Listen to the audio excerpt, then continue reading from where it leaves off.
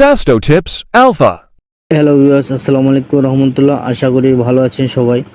আজকে কোনো মেডিসিন নিয়ে আলোচনা করব না, আজকে আলোচনা করব আপনাদের সাথে রসুন খাওয়ার অসংখ্য উপকার এবং রসুনের রয়েছে বিভিন্ন রোগের চিকিৎসা। কর্মকে এই রসুন খাওয়ার অনেক উপকার এবং রসুনের রয়েছে বিভিন্ন রোগের চিকিৎসা। কমে এই উপাদানগুলো আমাদের শরীরের জন্য খুবই উপকারী এবং খুব কার্যকর একটি।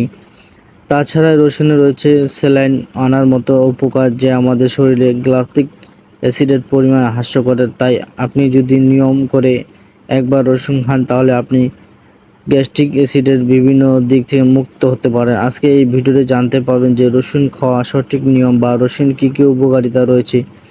রসুনের সঠিক নিয়ম বা জানিয়ে বা সঠিক পরিমাণে যদি আপনারা না খান তাহলে বলতে পারবো আপনি রসুনের গাইডেন উপকারিতা হবে বা সঠিক পরিমাণে রসুন না খাওয়ার ফলে আপনার শরীরে সমস্যা হতে পারে। যেমন হচ্ছে যদি খাওয়ার ফলে আমরা দেখতে দেখতে তো রসুন খাওয়ার সঠিক নিয়ম বা সঠিক পরিমাণ রসুন না খাওয়ার ফলে আপনারা শরীরে রক্তনালীগুলো রয়েছে, যেগুলো রক্তনালীগুলো রয়েছে রসুনের সঠিক নিয়ম না জানিয়ে বা সঠিক পরিমাণে যদি আমরা না খাই তাহলে বলতে আপনার শরীরে রসুনের গঠনের উপকারিতা হবে বা সঠিক পরিমাণে উপকারিতা হবে না। সঠিক পরিমাণে রসুন না খাওয়ার ফলে আপনার শরীরে যে রক্তনালীগুলো রয়েছে তার নিয়ম করে আপনার যদি কাথার অসংখ্যা তাহলে আপনি আপনার শরীরে যে রসুনের পরিমাণ আছে সেগুলো কমে যায়। রসুনের দ্বিতীয় উপকারী হলো রসুন খেলে আপনার শরীরে কোলেস্টেরল পরিমাণ কমে যায়।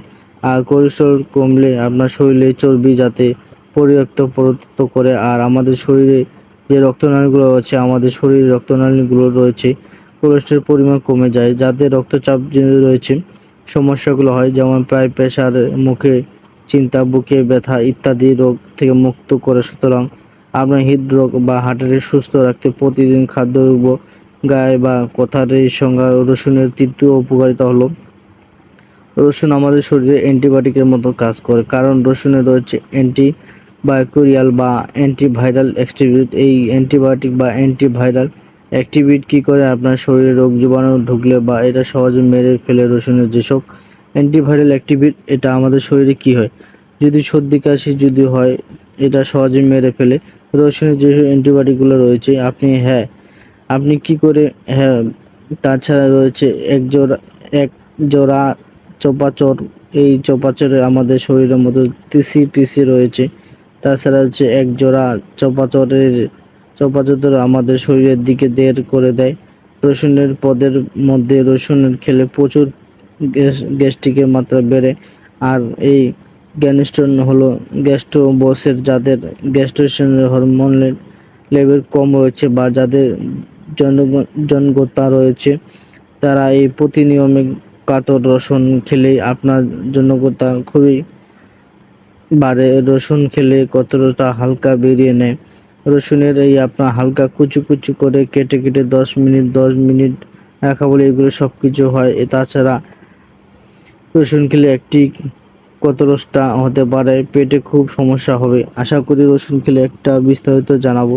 তাছাড়া রসুন খেলে একটা বিশেষটা পাবেন, মেডিকেল বেশি খেতে পারেন। তাছাড়া রসুন খেলে একটি বিস্তারিত জানাবো, এতে আপনার পেটে খুব সমস্যা হবে। আশা করি রসুন খেলে একটা বিস্তারিত। তো সতর্কতা, অতিরিক্ত রসুন খেলে গ্যাস, পেট ব্যথা, বুক জ্বালা বা মুখবন্ধ হতে পারে। যারা রক্ত পাতলা আর রসুন খান না বা কোনো বিশেষ রোগে ভুগছেন তাদের নিয়মিত বেশি পরিমাণে রসুন খাওয়া আগে চিকিৎসকের পরামর্শ উচিত। তো উল্লেখযোগ্য রসুন স্বাস্থ্য খাদ্যের একটি অংশ হতে পারে, তবে এটি কোনো রোগের নিষেধ চিকিৎসা নয়। শিশুর খাদ্য চিকিৎসকের পরামর্শের বিকল্প হিসেবে রসুনকে বিবেচনা করা উচিত নয়। তো ভালো থাকুন, সুস্থ থাকুন, খোদা হাফেজ, আসসালামু আলাইকুম রহমতুল্লাহ। Sasto Tips Alpha.